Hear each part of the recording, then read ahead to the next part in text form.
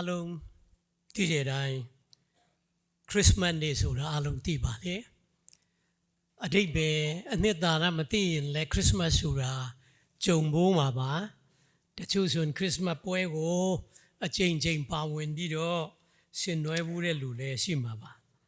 ဒီတော့ဒီနေ့ကတော့ကျွန်တော်အနေနဲ့ခရစ်စမတ်အကြောင်းထက်ဒီကျွန်တော်တို့အနေနဲ့ခရစ်စမတ်မှာကျွန်တော်တို့ဒီယေရှုခရစ်တော်ဖျားပေးတဲ့အရာမရဘဲနဲ့ပြန်သွားတာမျိုးမဖြစ်အောင်ကျွန်တော်တို့ပြင်ဆင်မှုနေငယ်တိုက်တွန်းခြင်းပါလေ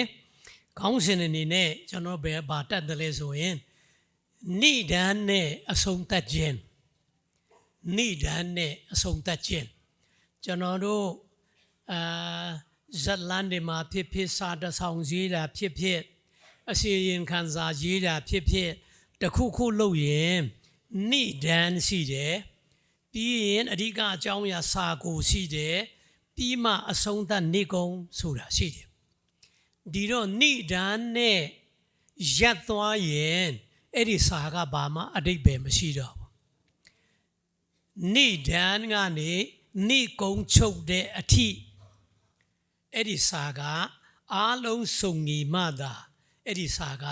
အဓိပ္ပာယ်ရှိတဲ့စာဖြစ်လာတယ်ဒီတော့အရှင်ခံစာဒီမှာလည်းနိဒာန်ရေးပြီးတော့သူတို့လှုပ်ရှားမှုလှုပ်ဆောင်မှုမရေးဘဲနဲ့နိကုံချုပ်လို့မရအဲ့ဒီလိုပဲကျွန်တော်တို့ဒီနေ့ခရစ်မတ်ဆိုတာဖယားသခင်ရဲ့ကျွန်တော်တို့လူသားများအတွက်ကြံစီထားတဲ့မဟာအကျမ်းအစီတော်အပေငရဲကနေလွတ်ပြီးတော့ဖယားသခင်ရဲ့နိုင်ငံတော်မှာအမွေစားအမွေခံနေတဲ့ဖယားနိုင်ငံတော်ဝင်စားဖို့ရန်ဖယားရဲ့အကျမ်းစီထဲမှာခရစ်မတ်ဆိုတာနေ့တန်ဖြစ်တယ်ဖယားသခင်ကယေရှုခရစ်တော်မွေးဖွားလာတယ်ပြီးရင်ယေရှုခရစ်တော်ဖယားကကျွန်တော်တို့အတွက်ဘာတွေလုပ်ပေးသွားတယ်လုပ်ပြီးသွားရင်ကျွန်တော်တို့ဘာရလဲနောက်ဆုံးကျွန်တော်တို့ဘယ်အခြေအနေရောက်သွားမလဲဆိုတဲ့အထိကျွန်တော်တို့ကတေချာသိပြီးတော့ယုံကြည်လက်ခံဖို့လိုအပ်ပါတယ်တချို့ကြတော့နေ့တန်းနဲ့အဆုံးသတ်တဲ့လူရှိတယ်ခရစ်မတ်နဲ့အဆုံးသတ်တယ်ခရစ်မတ်ပွဲမှာလာတယ်ပြီးသွားရင်ပြန်သွားတယ်ပျော်စရာကောင်းတယ်ခရစ်မတ်မှာပျော်တယ်တချို့ကတော့ခရစ်မတ်ပွဲနှစ်တိုင်းခရစ်မတ်မှာပါတယ်ကျင်းပကြတယ်တခါတလေလက်ဆောင်ကောင်းကောင်းရရင်ဒီခရစ်မတ်တော့ဒီနှစ်တော့သိကောင်းတယ်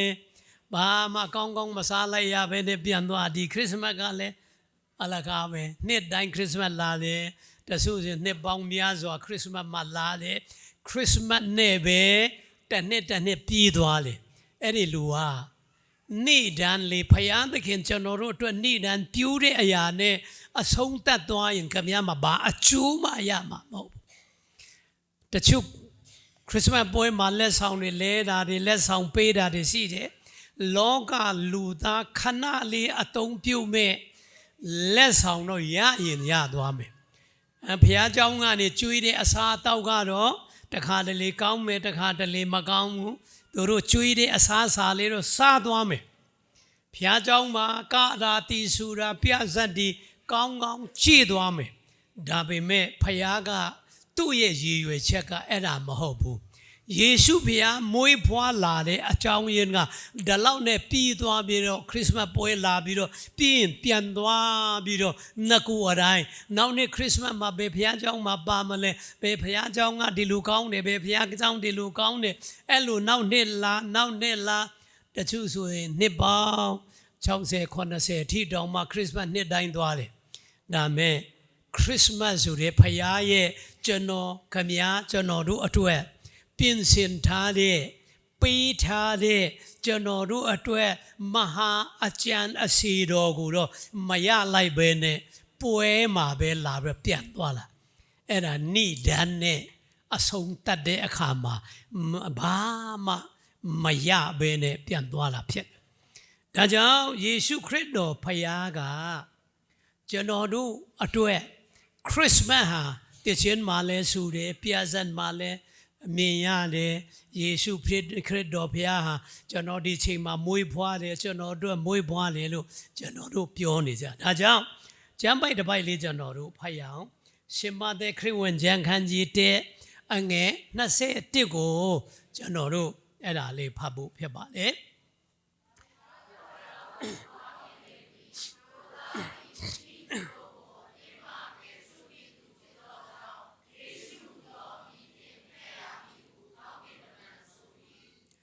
အဲ့ဒီနေရာမှာယေရှုခရစ်တော်မွေးဖွားမယ်တဲ့အဲ့ဒါခရစ်မတ်ကိုပြောတာခရစ်မတ်ဆိုတာယေရှုဖယားကောင်းကင်ဘုံကနေဖယားဘုံကနေလောကလူဘုံကိုလူသားအဖြစ်နဲ့မွေးဖွားလာပြီးတော့လူတွေမျက်စိနဲ့မြင်ပြီးတော့နားနဲ့ကြားပြီးတော့သူ့ရဲ့နိုင်ငံတော်အကြောင်းကျွန်တော်တို့လှုပ်ပေးသွားတဲ့အရာမြင်ရအောင်လောကမှာလူစားတေးနဲ့ကြွလာပြီးတော့မွေးဖွားတော်မူတဲ့နေ့ကိုခရစ်မတ်လို့ခေါ်ပါလေအဲ့ဒီခရစ်မတ်နေ့မှာယေရှုဖခင်ဘာကြောင့်မွေးဖွားလာတယ်လဲဆိုမိမိလူတို့ကိုအပြစ်မှကေချွတ်မဲ့သူတဲ့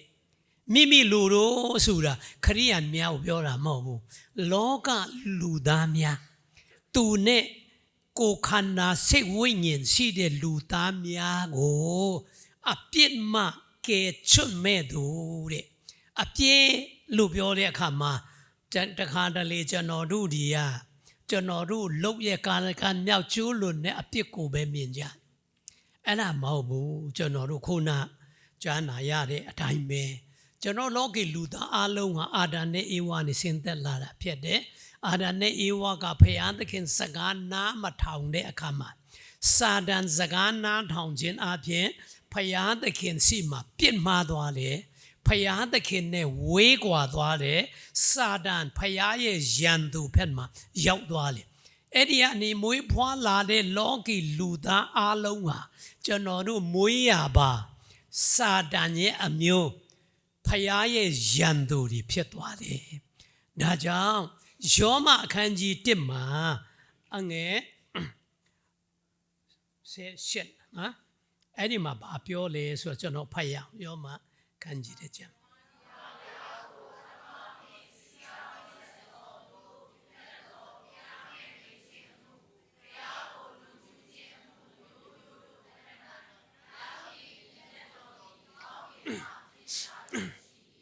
ဒါကြောင့်အဲ့ဒီလူသားများကျွန်တော်တို့က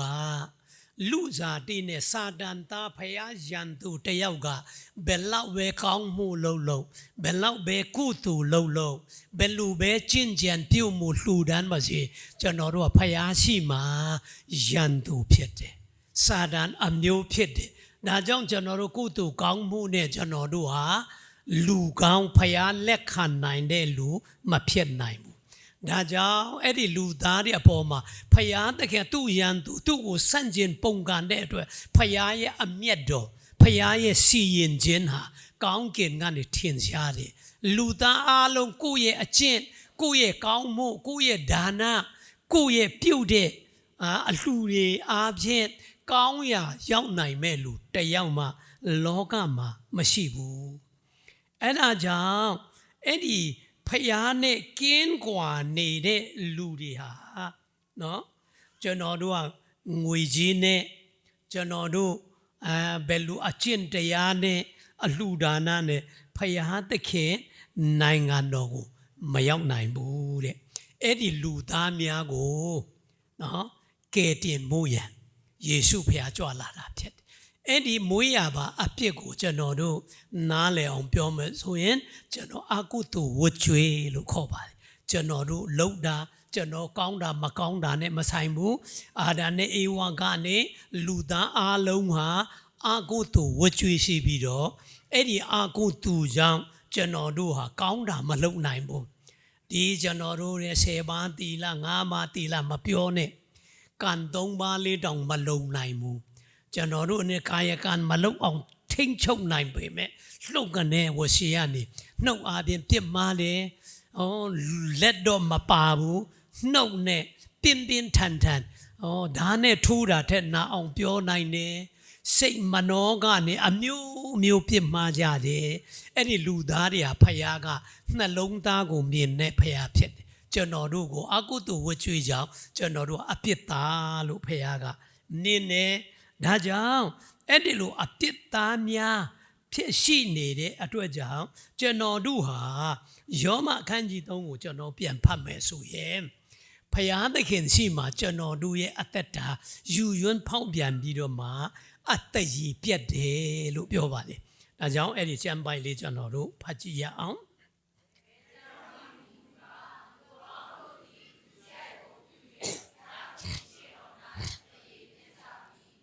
ကိုတော့ကောင်းတယ်လို့ထင်မယ်ငါတော့မတရားမလုပ်ပါသူများမျက်ရည်ကြီးငယ်ကြအောင်မလုပ်ပါဘူးတမန်အာဇီဝနဲ့အသက်မွေးပါတယ်ပြောပေမဲ့ရန်သူတယောက်ရဲ့အသက်ရှင်မှုကျွန်တော်အကုသိုလ်ဝတ်သွေးအပြင်ဖယားရှိမှာအသက်ရည်ပြတ်နေသောလူတယောက်ဟာဖယားရှိမှာကိုယ့်ရဲ့အကျင့်တရားအပြင်ဘယ်လိုမှဖယားရဲ့မျက်နှာตาမရနိုင်တော့ဘူးဖယားရဲ့လက်ခံနိုင်စရာမရှိတော့ဘူးဒါကြောင့်ယေရှုဖယားသည်ကယ်တင်မှုရန်အတွက်ကြွလာတာဖြစ်တယ်ဒါကြောင့်တိမောသေ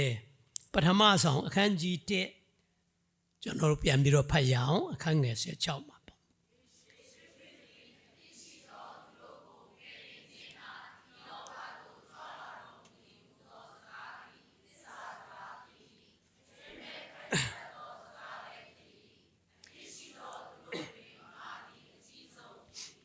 အဲ့ဒီမှာဘုရားသခင်ကလောကကြွလာရတာက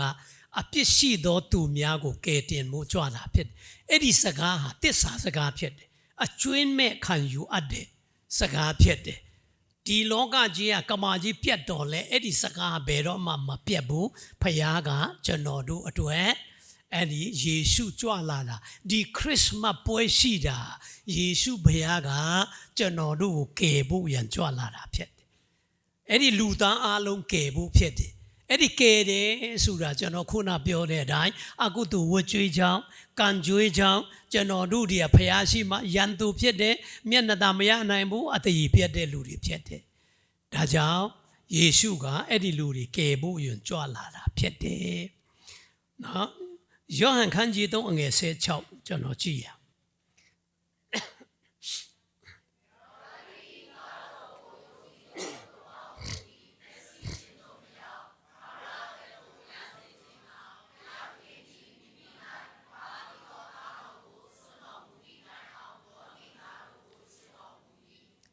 လောကီသားများဟာပျက်စီးခြင်းအပယ်ငရဲမရောက်ဘူးရန်အတွက်ယေရှုခရစ်တော်ကိုခမဲတော်ဖယားကမိမိမရှိတဲ့တပါးတိတော်သားတော်စွန့်တယ်လွတ်တာတောင်မဟုတ်ဘူးစီလွတ်တာမဟုတ်ဘူးစွန့်တယ်ကောင်းကင်ဘုံစီစိန်ဒီကိုယ်ွယ်မှုဒီကောင်းကင်မှာရှိတဲ့အခွင့်အာဏာအလုံးကနေစွန့်ပြီးတော့လောကမှာအသေးခံပြီးတော့လူသားများအတွက်ကယ်တင်ဖို့အသက်ကိုအသက်နဲ့ကယ်ဖို့ရန်အတွက်လောကမှာခမေးတော်ဖခင်ရဲ့စွန့်ခြင်းခံရတယ်ဒီတော့ယေရှုဖခင်ကကျွန်တော်တို့အတွက်လောကကြွလာတဲ့အခါမှာကျွန်တော်တို့အပြစ်အားလုံးကျွန်တော်အကုသိုလ်ဝတ်ကြွေးတွေကျွန်တော်တို့အကျင့်အားဖြင့်ကျွန်တော်ကိုယ်သူကောင်းမှုနဲ့မရနိုင်တဲ့အရာကိုသူ့ကိုယ်တိုင်ကျွန်တော်တို့ရဲ့အကုသိုလ်ဝတ်ကြွေးကြောင့်ငရဲသွားမဲ့အပြစ်အားလုံးကိုဆောင်ယူသွားတယ်ဆိုတော့တွေ့ရတယ်ဟေရှာယအခန်းကြီး53အငယ်6မှာကျမ်းစာပါပြောလေဆိုရင်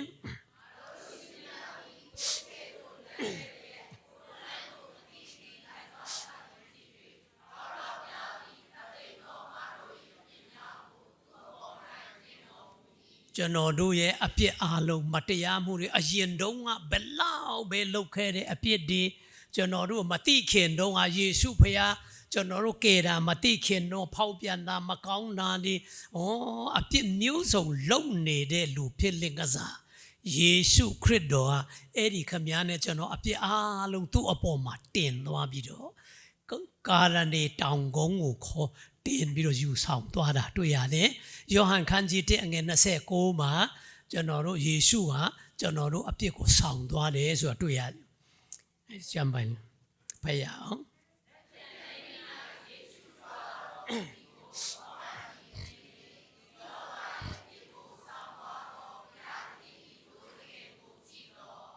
ယေရှုခရစ်တော်ဟာဖျားသခင်တိုးတငယ်နဲ့နှိုင်းထားပါလေဒီတော့ယေရှုခရစ်တော်ကလောကရဲ့အပြစ်ခမည်းနဲ့ကျွန်တော်အပြစ်အတွက်အပြစ်ခံမှုရတဲ့အပြစ်ကိုဆောင်သွားတယ်လက်ဝါးကတိုင်ပေါ်မှာအသေးခံရတယ်လက်ဝါးကတိုင်ကဘုရားသခင်ချိန်ချင်းအမိန်လားလို့အဓိပ္ပာယ်ရပါတယ်ဓမ္မဟောင်းတုံးကပြညတ်တရားချိုးဖောက်တယ်မတရားလုပ်ရင်ကဲနဲ့ပြစ်တတ်ရတယ်ဒါမဲ့ချိန်ချင်းခံတဲ့လူကိုတော့တစ်ပင်တော်မှာဆွဲတတ်ရတယ်ခမည်းနဲ့ကျွန်တော်ဘုရားယန်သူနော်အကုသိုလ်ဝတ်ကြွေးကြောင့်ဘုရားရှိမှတစ်တိုင်ပေါ်မှာဆွဲတတ်တဲ့အပြစ်တဲ့လူများအတွက်ယေရှုခရစ်တော်ကခံပေးတာဖြစ်တယ်ဂလာတိအခန်းကြီး3အငယ်73အပိုက်ခါကိုကျွန်တော်ကြည့်မယ်ဆိုရင်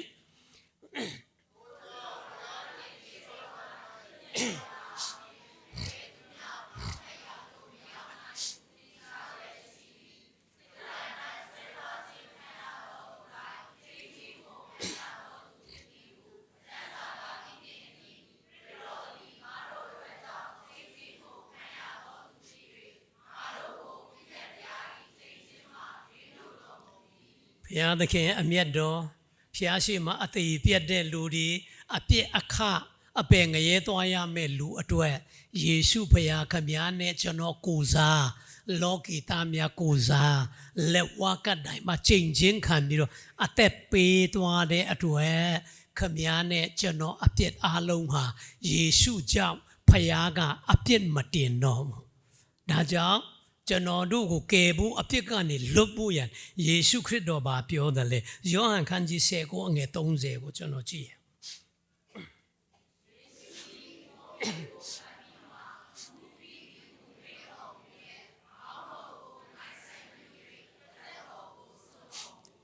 ယေရှုဘုရားလက်ဝါးကတိုင်ပေါ်မှာအသေးခံတဲ့ကြောင့်နောက်ဆုံးထွက်သက်လေးမှာဘာပြောသွားလဲဆိုအမှုပြီးပြီ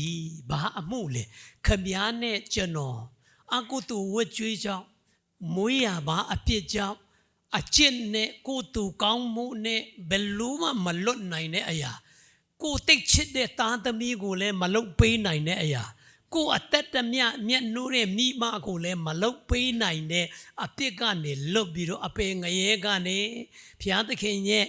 နိုင်ငံတော်ဝင်စားမဲ့အမှုအတွက်ယေရှုဖခင်ကသာလုပ်နိုင်တယ်သူကပဲလုပ်ပေးသွားတယ်အဲ့ဒါကြောင့်ယေရှုဟာခမည်းနဲ့ကျွန်တော်အပြစ်လွတ်ပြီးတော့နိုင်ငံတော်ဝင်စားဖို့ရန်ပြုရမယ်အမှုအလုံးပြီးသွားပြီငါအသက်နဲ့တင်တို့ကိုငါရွေးပြီးသွားပြီအဲ့လိုပြောတယ်ဒါကြောင့်ခရစ်မတ်ဆိုတာပွဲနဲ့ပြီးသွားတာ25ရက်နေ့မှာလာဖျားရှိခိုးပြီးတော့ပွဲလေးလုပ်ပြီးတော့စားတော့ပြီးတော့ပြန်သွားမယ်နေ့တန်းလေးပဲဖြစ်တယ်အဲ့ဒီကနေယေရှုကမွေးယုံနဲ့မပြီးဘူးကျွန်တော်တို့အပြစ်အတွက်သူ့ကိုယ်တိုင်ခံပြီးတော့မှလက်ဝါးကတိုင်မှာအသက်နဲ့လဲပြီးတော့အသွေးသွန်းပြီးတော့အသက်ဆက်သေးပြီးတော့ခမည်းနဲ့ကျွန်တော်ကဲတင်ခြင်းအမှုကိုပြောပါတယ်အဲ့ဒါကိုတမန်ကျမ်းစာကဲတင်ခြင်းလို့ပြောတာခမည်းနဲ့ကျွန်တော်အပယ်ငရဲကနေအပြစ်ကနေလွတ်ပြီးတော့ဖျားသခင်နိုင်ငံတော်စံစားနိုင်မှုလုတ်ပေးသွားတာကိုကဲတင်ခြင်းလို့ပြောပါလေအဲ့ဒီအရာကိုခမည်းနဲ့ကျွန်တော်လက်ခံယုံကြည်ဖို့ရန်ဖြစ်တယ်တချို့ကအဲ့ဒါကခရိယန်ဘာသာတရားအတွက်ယေရှုဟာခရိယန်ဘာသာအတွက်လာတယ်လို့မပြောဘူးယေရှုဖခင်ရှိတဲ့အချိန်တော့ခရိယန်ဆိုတာတော့မရှိဘူးယေရှုဖခင်ကောင်းကင်ဘုံတက်ကြွပြီးမှတပည့်တော်တွေကိုလူတွေက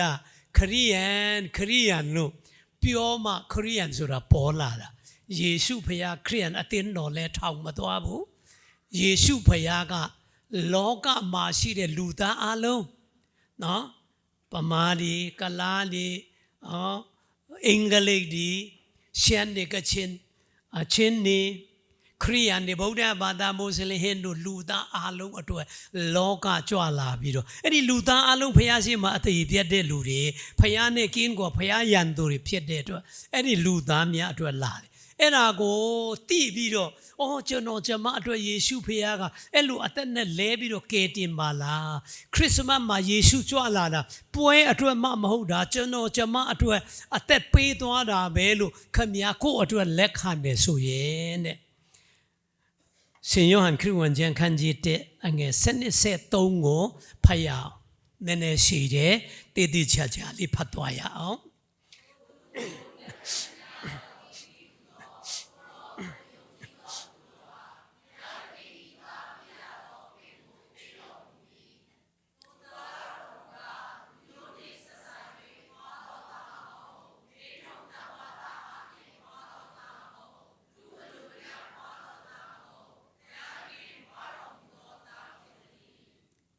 အဲ့ဒီယေရှုခရစ်တော်ဖခင်ဟာခရစ်စမတ်နေ့မှာမွေးဖွားလာတဲ့ယေရှုဟာကျွန်တော်အတွက်အသေးခံပြီးတော့ကျွန်တော်အပြစ်ကိုယူဆောင်ပြီးတော့ကျွန်တော်မတတ်နိုင်တဲ့အရာအလုံးလုပ်ပေးသွားပြီးတော့ကျွန်တော်ကိုလွတ်ချင်းအခွင့်ပေးတဲ့ဖခင်နိုင်ငံတော်ကိုပို့ဆောင်ပေးတဲ့သခင်ပဲလို့နှလုံးသားကနေလက်ခံရင်ဖခင်သားဖြစ်ရတဲ့အခွင့်ကိုရတယ်တဲ့အဲ့ဒီသားတွေဟာတဲ့လူမျိုးအပြင်ပွားတာမဟုတ်ဘူးတဲ့တချို့ကခရိယန်တွေကချင်းဖယားကချင်းဖယားကရင်ဖယားလို့ပြောကြတယ်လူမျိုးနဲ့မဆိုင်ဘူးမေထုံတန်ဝါသားအပြင်သူ့အဖေကတင်းအုပ်ဆရာသူ့အဖေနဲ့အမေကခရိယန်ဘူဘီကလေးကိုကိုွယ်တာသူတို့သားတွေကခရိယန်အဲ့လိုမဟုတ်ဘူးအဲ့ဒါကခရိယန်ဘာသာပဲဝင်တာယေရှုဖယားရဲ့အတိမတ်ပြုတဲ့ဖယားသားသမီးအမွေစားအမွေခံဆိုတာယေရှုယုံမှရတာအမျိုးကြောင့်မဟုတ်ဘူးမိမကြောင့်မရနိုင်ဘူးတဲ့နောက်ပြီးတော့အဲ့ဒီလူတွေကလူအလူအပြင်းမဟုတ်ဘူးတဲ့ဟိုမိန်းမရခြင်းလို့ရင်နှစ်ချင်းခံသွားလာဟိုယောက်ျားနဲ့ရလို့ယောက်ျားနောက်ပါလို့ခရိယန်ဖြစ်တာမျိုးမဟုတ်ဘူးတဲ့ခရိယန်တွေကတနာတတ်တယ်ခရိယန်တွေကကိုငေတတ်တယ်ခရိယန်တွေကစန္ဒီစီဒီပေးတတ်တယ်ဆိုပြီးတော့လူအကြိုက်ခရိယန်ဝင်လို့မဟုတ်ဘူးတဲ့ယေရှုလက်ခံမှဖယားသားဖြစ်ရတာ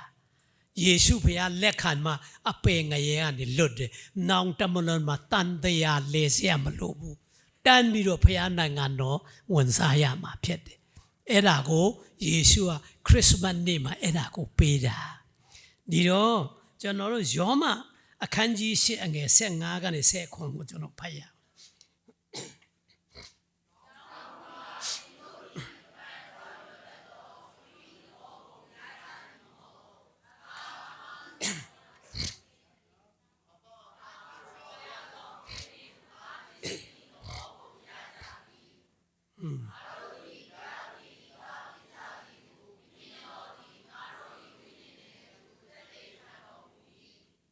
ဒီမှာ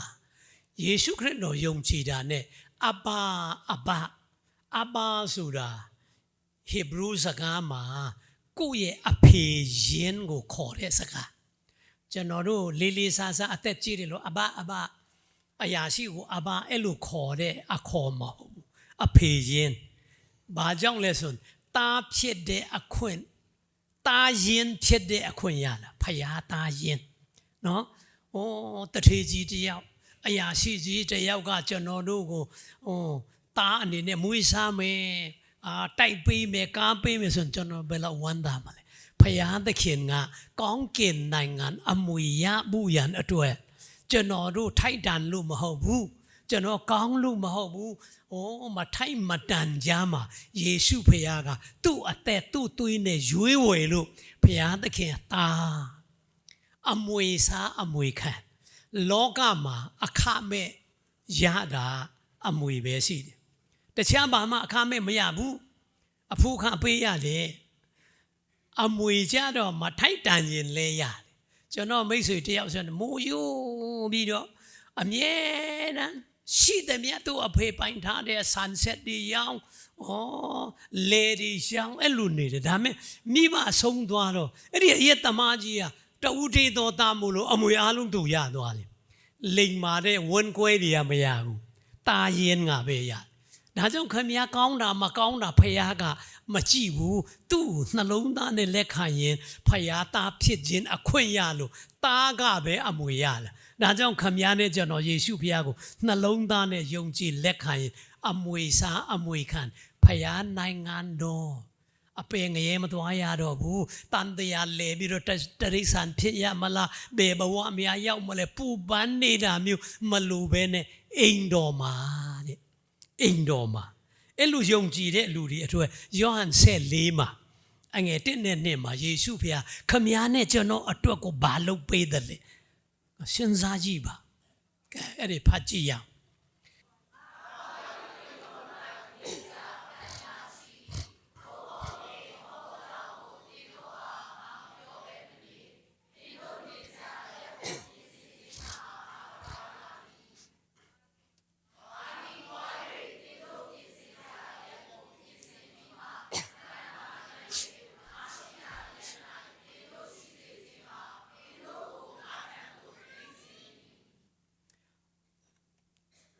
88ခုနှစ်မှာကျွန်တော်ယုံကြည်သူတယောက်ကမော်တော်ဆိုင်ကယ်လေးလက်ဆောင်ပေးတယ်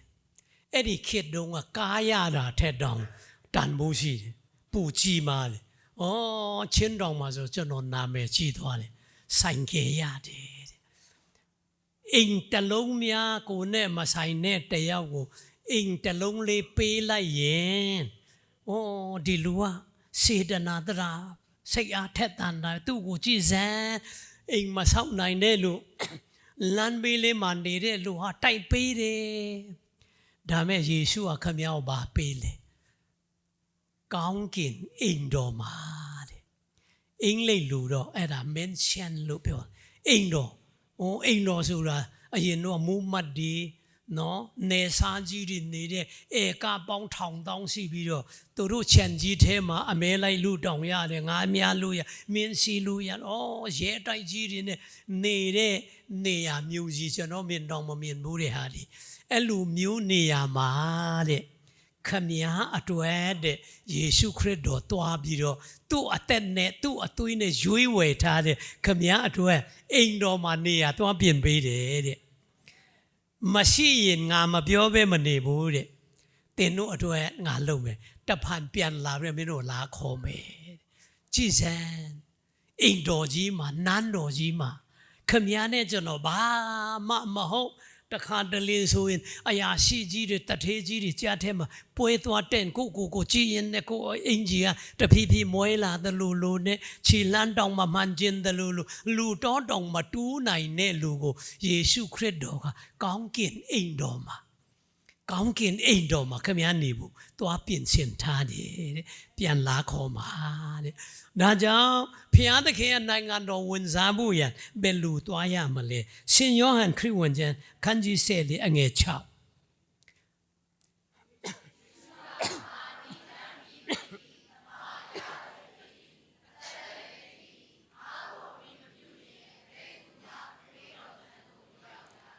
ကိုယ်သူကောင်းမှုအမိပြုတ်လေမရောက်ရကိုယ့်ရဲ့အကျင့်ကောင်းအမိပြုတ်ရင်မရောက်ရဘာသာတရားအမိပြုတ်ရင်မရောက်ရယေရှုခရစ်တော်ရဲ့ကျွန်တော်တို့အသက်ပေးသွားတဲ့ကယ်တင်ခြင်းတရားကိုအမိပြုတ်တယ်ဆိုရင်လမ်းခရီးဖြစ်တယ်ကောင်းကင်သွားတယ်ဒီအနေရန်ကုန်သွားရင်လေရင်ပြန်တင်မောယထာကာဆိုင်ကဲဆက်ဘင်းချီချင်းတောင်ရန်ကုန်သွားလို့ရတယ်ဒါပေမဲ့ဒီအနေအမေရိကန်သွားမယ်ဆိုရင်ဆိုင်ကယ်ဆက်ဘိန်းတို့ကားတို့နဲ့သွားလို့မရဘူးတင်မောနဲ့ဆိုလနဲ့ချီကြတယ်လေနဲ့ဆိုတရက်ကြော်ကြတယ်လေနဲ့သွားမှာဒါမဲ့လကဘာသွားမယ်ဆိုလေနဲ့လည်းသွားလို့မရဆိုင်ကယ်နဲ့လည်းမရဘူးဘယ်လိုသွားရမလဲဂျူဒုနဲ့သွားရတယ်ဂျူဒုနဲ့သွားရတယ်ဒါပေမဲ့အဲ့ဒီဂျူဒုတွေလွန်ပြီးတော့နေဒီလာတွေလွန်ပြီးတော့ဘုရားသခင်ရဲ့နိုင်ငံတော်ကြတော့ဂျူတုနဲ့လည်းမရဘူးလင်းပြန်နဲ့လည်းမရဘူးယေရှုတေးဟူသောလမ်းခရီးတမန်တရားအသက်ယေရှုခရစ်တော်လမ်းခရီးကိုယုံလိုက်ရင်ယေရှုဘုရားကခမေရအိမ်တော်မှာပြင်ထားတဲ့နေရာကိုသွားရမှာဖြစ်တယ်ဒါကြောင့်ဒီနေ့ခရစ်မတ်ဆိုတာကျွန်တော်တို့အတွက်ဘုရားသခင်ပြင်ဆင်ထားတဲ့